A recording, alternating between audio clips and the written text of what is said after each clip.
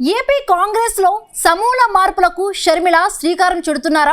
అభ్యర్థుల ఎంపిక విధానం నుండి అన్నింటా తన మార్కు కనబరిచేందుకు ప్రయత్నిస్తున్నారా అన్న జగన్ను ఎదుర్కొనేందుకు షర్మిల అనుసరిస్తున్న వ్యూహం వర్కౌట్ అవుతుందా?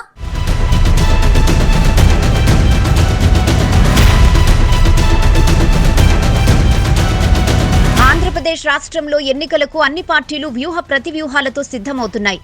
వైసీపీ, టీడీపీ, జనసేన పార్టీలు అభ్యర్థులను ప్రకటిస్తూ ఎన్నికల ప్రచారం నిర్వహిస్తున్నాయి. ఈ విషయంలో కాస్త వెనుకబడిన కాంగ్రెస్ ఇప్పుడు అభ్యర్థుల ఎంపికపై దృష్టి సారించింది. ఏపీ కాంగ్రెస్ పార్టీ అధ్యక్షురాలిగా వైఎస్ షర్మిల బాధ్యత తీసుకున్న కాంగ్రెస్ శ్రేణుల్లో కొత్త ఉత్సాహం కనిపిస్తోంది. అటు అధిష్టానం కూడా షర్మిలపై పూర్తి నమ్మకం ఉంచింది. అభ్యర్థుల ఎంపిక బాధ్యతను సైతం షర్మిలపైనే పెట్టింది. దీంతో గెలుపు గుర్రాలకు టికెట్లు ఇవ్వాలనే పక్కా వ్యూహంతో షర్మిల అడుగులు వేస్తున్నారు.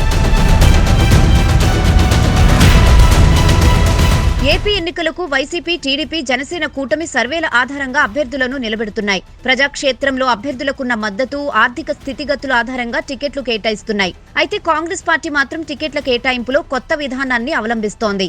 వైఎస్ షర్మిల టికెట్ ఆశిస్తున్న ఆశావాహులను ఇంటర్వ్యూలు చేసి మరీ అభ్యర్థులను ఎంపిక చేస్తున్నారు.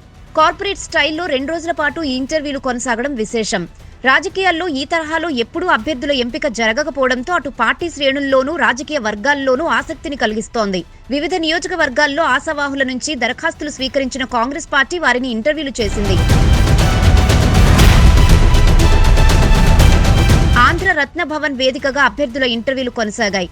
తొలి రోజు నరసాపురం, మచిలీపట్నం, నరసరావుపేట, ఏలూరు, బాపట్ల, గుంటూరు లోక్సభ స్థానాల పరిధిలో అసెంబ్లీ నియోజకవర్గాలకు టికెట్లను ఆశిస్తున్న వారికి ఇంటర్వ్యూలు నిర్వహించారు. రెండో రోజు శ్రీకాకుళం, అరకు, విజయనగరం, విశాఖ, అనకాపల్లి, రాజమండ్రి, కాకినాడ, అమలాపురం, ఒంగోలు పార్లమెంట్ నియోజకవర్గాల పరిధిలోని 67 అసెంబ్లీ నియోజకవర్గాల్లో ఆశావాహులతో వైఎస్ షర్మిల నేరుగా మాట్లాడారు.